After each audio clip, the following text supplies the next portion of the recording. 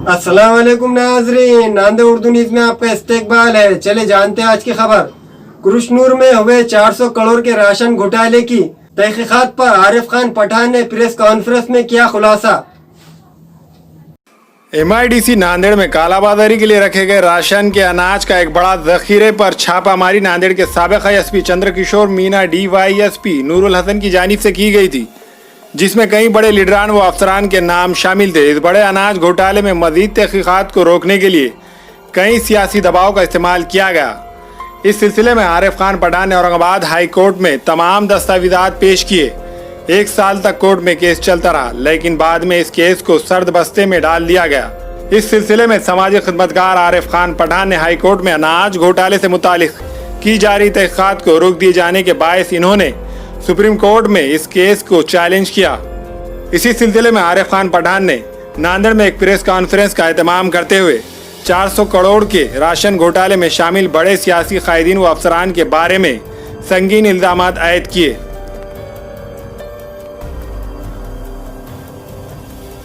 तत्कालीन पोलीस अधीक्षक श्री SK मीना साहेब व तत्कालीन उपविभागीय पोलीस अधिकारी श्री नूरुल हसन साहेब यांनी महाराष्ट्रातील पहिलं शासकीय धान्य घोटाळा उकरून काढण्यात आला। जेव्हा त्यांनी हे धान्य घोटाळ्यावर धाड टाकले तेव्हा त्यांच्यावर अनेक राजकारणी लोकांचा दबाव होता की ही कारवाई करण्यात येऊ नये।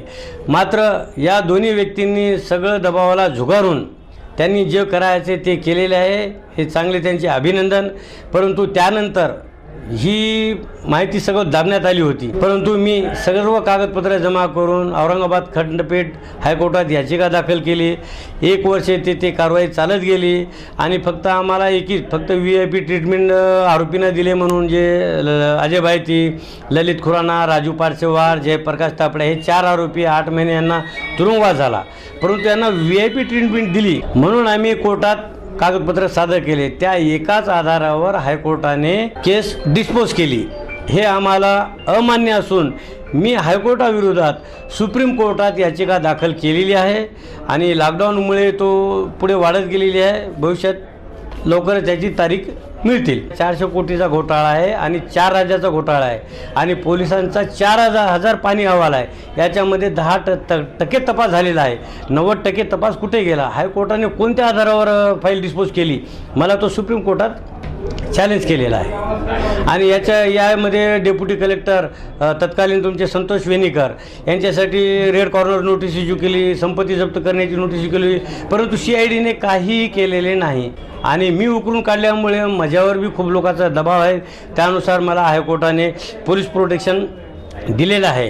परंतु काही मला सत्तेत प्रकरणात मी पोलीस अधीक्षकाच्या विरोधात गृहमंत्र्यांना, CMना यांना तक्रारी केल्यामुळे माझा पोलीस प्रोटेक्शन काढण्यासाठी साहेब प्रयत्न करीत आहेत, परंतु हे हायकोर्टावर डिपेंड आहे।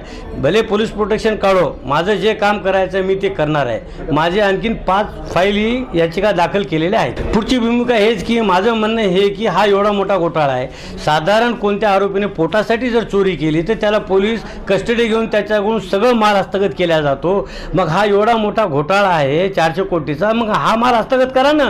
तेव्हा मी कोर्टाला आणि पोलीसवाल्यांना धन्यवाद देते। हमारे यहाँ फर्नीचर, पलंग, सिंगारदान, सोफा सेट, अलमारी, dining table, fridge, computer table और दीगर कंपनियों के फर्नीचर दस्तियाब है। एक मरतबा तशरीफ लाकर खिदमत का मौका दे। प्रोप्राइटर मौलाना शबीर साहब, deluxe furniture mall and home appliances, fruit market के सामने, माल्टेगिरी रोड, कामठा, नांदेड़। अस्सलाम वालेकुम, मैं अखिल मिर्जा। हमें उम्मीद है कि आपको हमारा चैनल अच्छा लगता होगा।